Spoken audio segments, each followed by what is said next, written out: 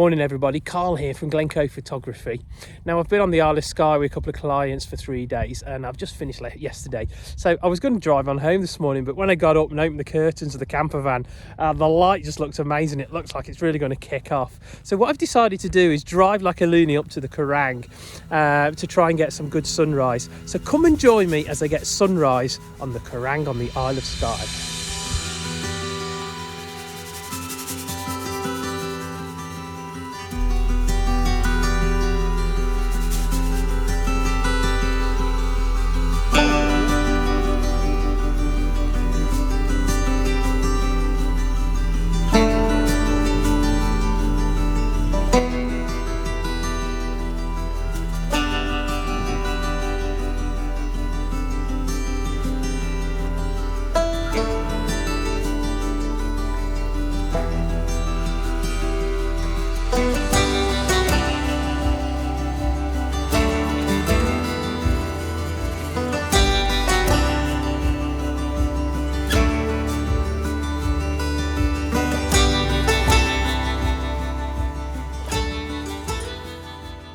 Yes, I wasn't planning on doing a video today, so I've got no kit with me.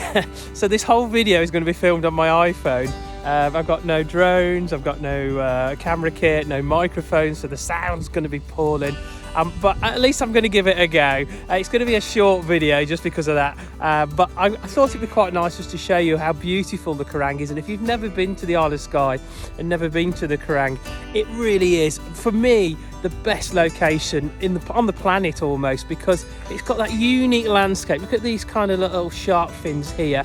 It's on the Trottinus Ridge, which is kind of a 19-mile long ridge of basaltic lava which is formed when the Atlantic Ocean opened up. And what it's done is it's tilted over as it's landslipped. It's actually the biggest landslip in Europe. And you get these beautiful little shark fins here, which is just unique. Anywhere else on the planet, it's so unique to it. So it really is my favourite place. So I'm hoping for a good sunrise. What I'm going to do, you can see a bit of glow coming, so it's starting to go pink over there. So I'm going to head over. Now there's a classic tree which gives you that lovely foreground interest. So I'm going to head to the tree over there this way, and hopefully that'll give me a nice foreground interest with the sunrise in the distance.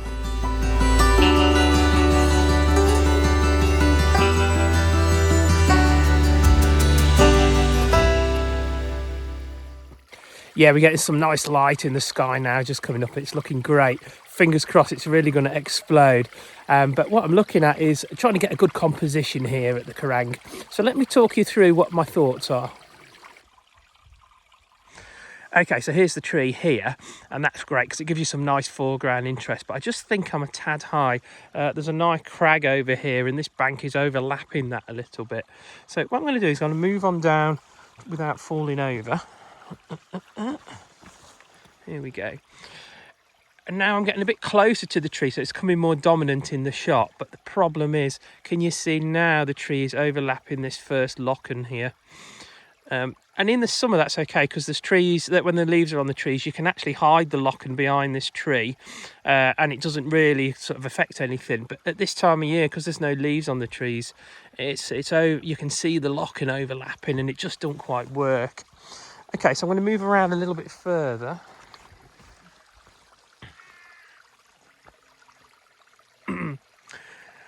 And that's not too bad, but I'm still very close here. See these two elements. And it's really important to keep these little elements separate from each other. Give them some space.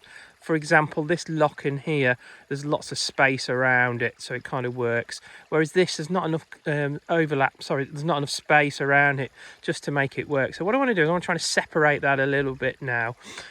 So what I've gone and done with my camera, so my camera's here, and instead of being at this height, you can see I've actually had to extend the central column.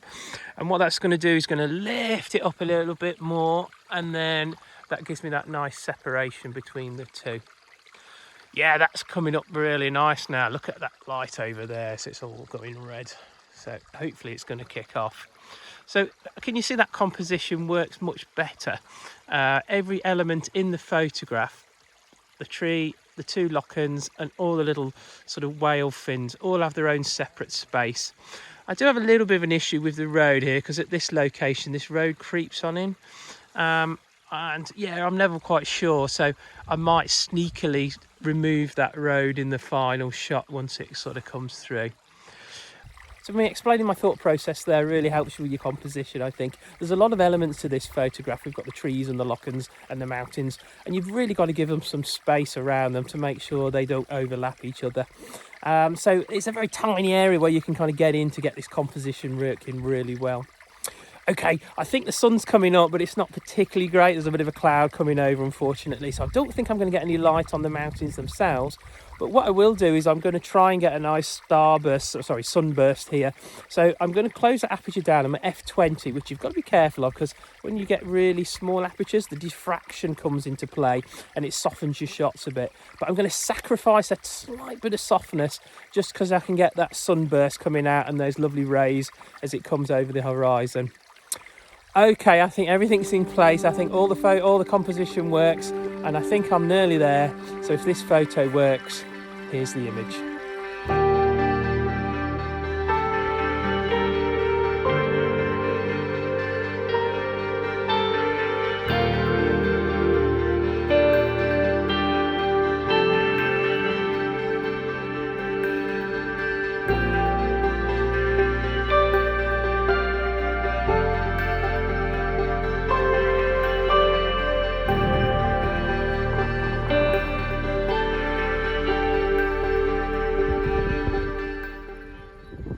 Yeah, that was really nice, weren't it? Worked out really well. It would have been nice to get a bit of light on the mountains here. In fact, the sun's coming up now. It's so high that it's giving me some light on the Quiraing itself, so I might nip on back and get another shot.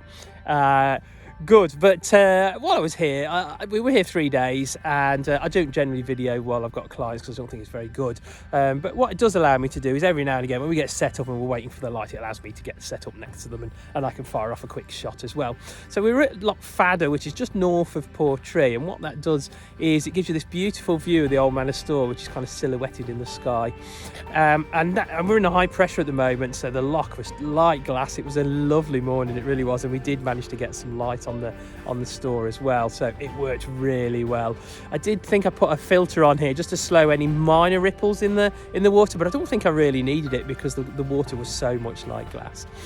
Anyway, composition wise, it's a fairly given shot. You've got the little island, and then you've got the store, and then the Old Manor Store off in the distance there. So it's a good composition. The danger is you get too wide, so try not to zoom out too much and get too greedy, because then the Old Manor Store goes tiny. So I think I've got a good composition on that one. So here's the shot from Loch Fada.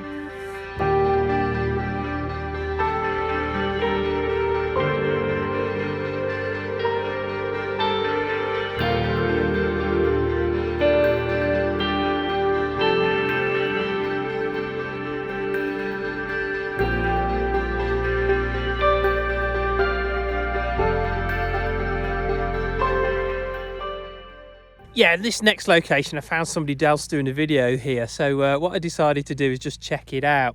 And it's at Loch, which is just off the Skye Bridge, and you come across the Skye Bridge from Loch, and then you turn left, and you can park in the main car park, and then you can walk over towards a place called Moil, and it's a lovely little location because what you get is this beautiful old wreck in the foreground, and then you've got the castle in the top. I'm going to explain a little bit of composition on this one as well, and the trick was, and on the right hand side there was this little tree on the right hand side. It was kind of overhanging a bit, and what I didn't want to do is I wanted the tree in really, because it didn't really bring anything. In fact, what it did is it dragged my eye away from the actual shot to the right hand side, so it kind of became a bit dominant within the photo. So I wanted to remove it all together, but I physically couldn't get into a really good enough position to do that. So the little bits of trees that are coming in I've removed in post, and then what I've got is the boat itself facing towards the bank, and it's just got some beautiful textures in it. It worked really well. And then what I did is I put the castle just on the left hand side up to the top there. Again, lots of room within the space. Everything had its own space within the photograph, but it just really worked well. I think it would be better with a high tide, so maybe a higher tide might have worked a bit better, but I really like the shot. Anyway, here's the image I took at Loch of Castle Moil.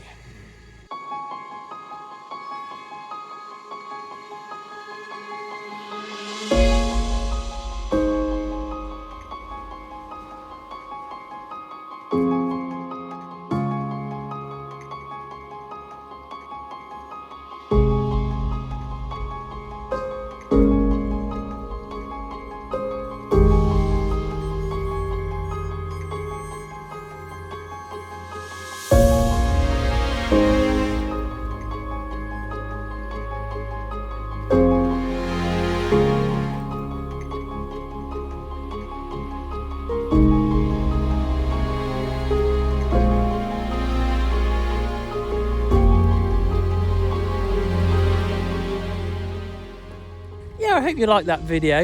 It would have been better at the Quiraing there to get a bit of light on this here. It didn't quite work out, but to get that sunburst was fantastic. So I'm really happy with it. It just come up beautiful. I hope you like the other shots as well. And as usual, if you like the video, do me a favour, give me a thumbs up. And if you really like it, do the old subscribe thing. It really helps the channel. I've been really busy, so October is my busy time. I've got many workshops. I'm in Skye again in another 2 weeks. I'm in Glencoe with another load of Americans in a few days. So I've got an awful lot of workshops. So I'm going to try and post a video, but I'm going to struggle to get videos out over the next few weeks just because I'm so busy, which is a good thing for me. But I'll try my best. Anyways, thank you so much for watching, and hopefully we'll see you in a few weeks.